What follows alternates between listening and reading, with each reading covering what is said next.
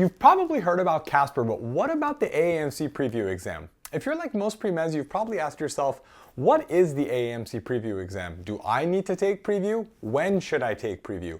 What's a good Preview score? Or even, is Preview replacing Casper? These are all great questions. In this video, I'll explain everything you need to know about the AAMC Preview exam. I'll show you a set of practice questions and how to answer them. And then I'll explain the differences between Casper and Preview. If you'd like even more practice question examples, be sure to check out the guide on our website. Before we start, don't forget to like this video and subscribe to our channel so you can be the first to see our new uploads with all the latest updates and guidance on med school admissions. Let's start with the basics. What is AAMC Preview? The Pre in Preview stands for Professional Readiness Exam, which is a pretty apt description. Like Casper, it's a situational judgment test meant to evaluate applicants for the personal and professional qualities that make a great doctor.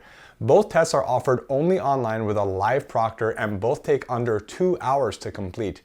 To take Preview, you'll first need to create an AAMC ID with a username and password if you haven't already done so. Keep in mind that this is the same ID you need to register for the MCAT or submit primary applications through MCAS, so be sure you don't create duplicate accounts when registering for Preview. As of the 2024 to 2025 admission cycle, Preview tests the following 9 professional competencies for medical students: interpersonal skills, cultural awareness, cultural humility, empathy and compassion, teamwork and collaboration, ethical responsibility to self and others, resilience and adaptability, reliability and dependability, and commitment to learning and growth. So how is Preview different from Casper? And what's the format of Preview? Well, although the two tests serve similar purposes, there are 5 major differences between them.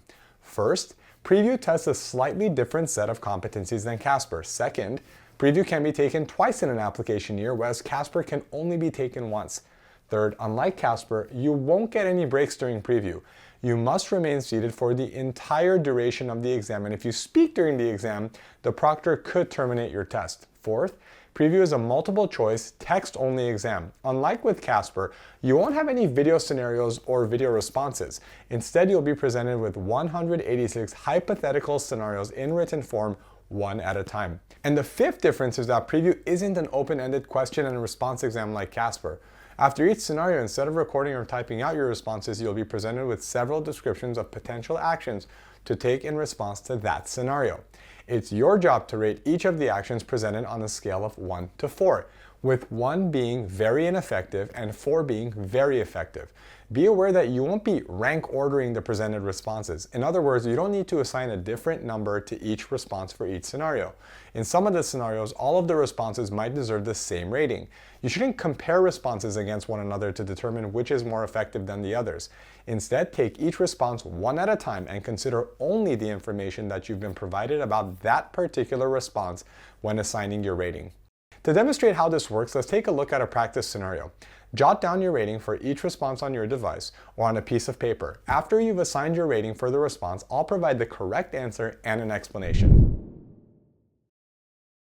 While on your pediatrics rotation, you and a classmate are working with 2 resident physicians. Every day during morning rounds, your classmate will often interject during your patient presentations.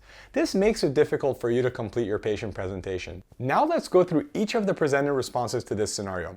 Remember, you shouldn't compare the various responses to a given scenario against each other. With this in mind, as you go through your Preview practice questions, take each response one at a time. Once you've assigned an effectiveness rating to a response, move on to the next response. Resist the urge to go back and change any of your ratings based on how one response compares to the others. Response number 1 is do nothing. Ignore your classmate and continue to present your patients as you have been. Based on only the information you've been provided here, do you think this response is very ineffective, ineffective, effective, or very effective? Take 5 seconds to consider, then write down your answer.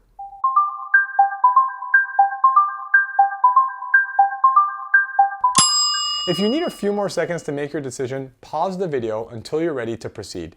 Keep in mind though that it's a good idea to practice for a preview under a time constraint, since you won't have an unlimited amount of time to consider and reconsider your answers while taking the real exam. Okay, are you ready? Response number 1 is very ineffective, because it displays a lack of care for your patient presentations and your own performance during them. Also, it fails to take any action to ensure that disruptive interjections from your classmate are prevented from happening again. Now let's move on to the next response. Remember, you're not ranking these responses in order, so this response could be deserving of the same rating as the first response. Response number 2 is, ask your senior resident for guidance and advice on how to handle the situation. Is this response very ineffective, ineffective, effective, or very effective?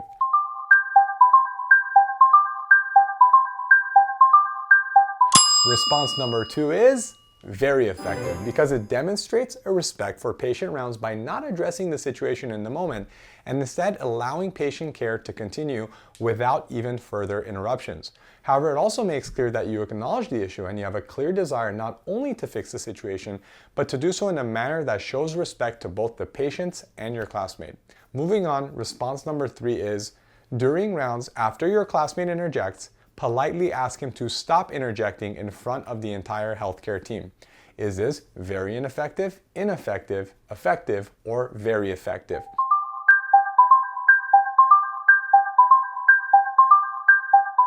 Response number 3 is effective, because as long as you do so politely, this would likely stop your classmates' behavior both in the moment and in the future. However, it may interrupt the more important matter at hand, which is patient care. Next up, response number 4 is, at the end of that day's shift, discuss the situation with your classmate and politely ask him to stop. Is this very ineffective, ineffective, effective, or very effective?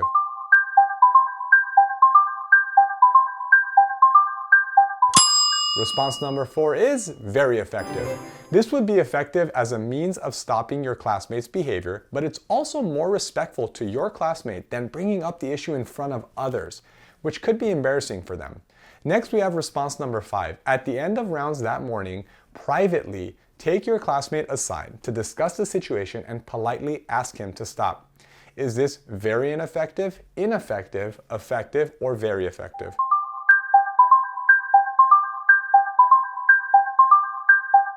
Response number 5 is very effective because it can respectfully prevent your classmate from interjecting in the future. For many test takers, the natural instinct here might be to compare response number 4 and response number 5, which are very similar, and figure out which is more effective. Remember that responses to a given scenario shouldn't be compared to each other, and try to break yourself of that habit. Finally, let's look at response number 6. Begin interjecting during your classmates' presentations. Is this very ineffective, ineffective, effective, or very effective?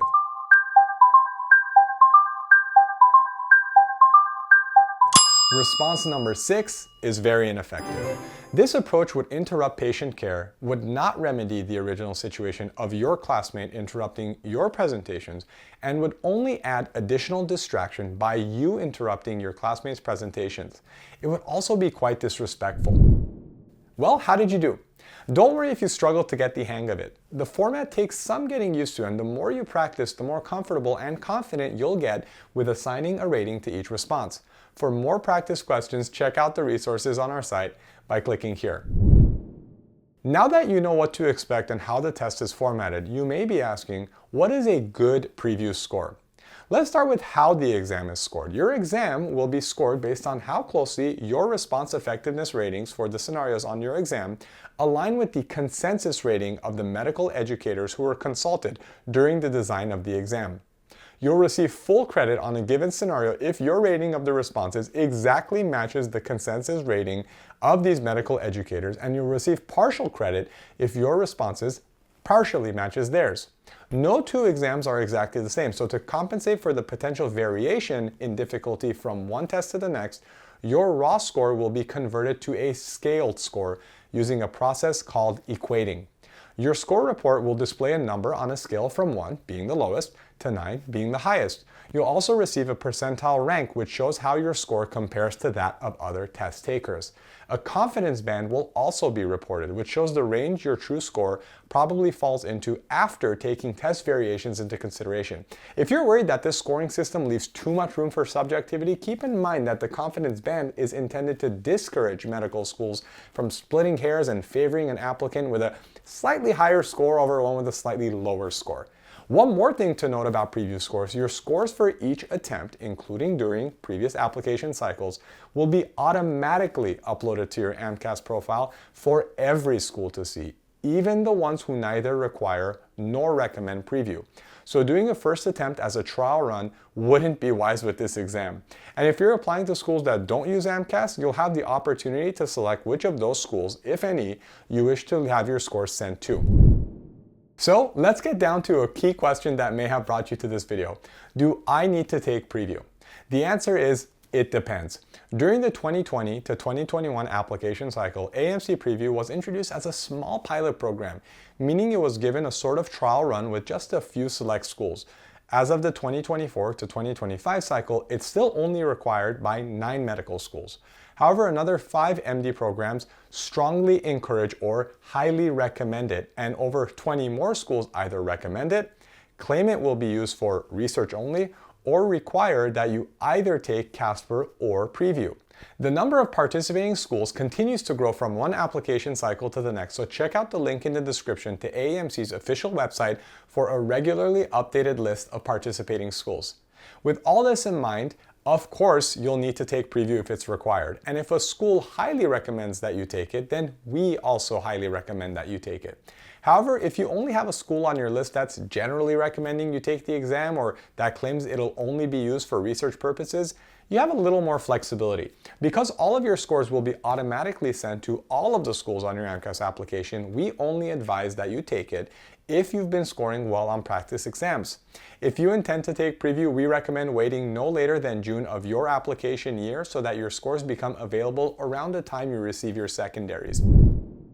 The rise in popularity of PREview over the past few years begs the question, is PREview replacing Casper? For now, the answer is no, because far more schools require Casper than PREview at this time. But only time will tell whether PREview becomes the preferred exam for medical schools in search of qualified and promising applicants.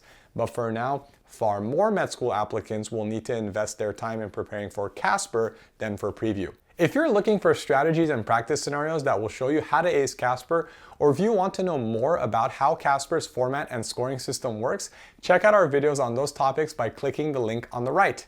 And if you're ready to go ahead and start preparing for the Casper exam, click the link on the left to check out our Casper Mastery course, where you can access high-quality training videos and several full-length practice exams, as well as one-on-one practice exam feedback.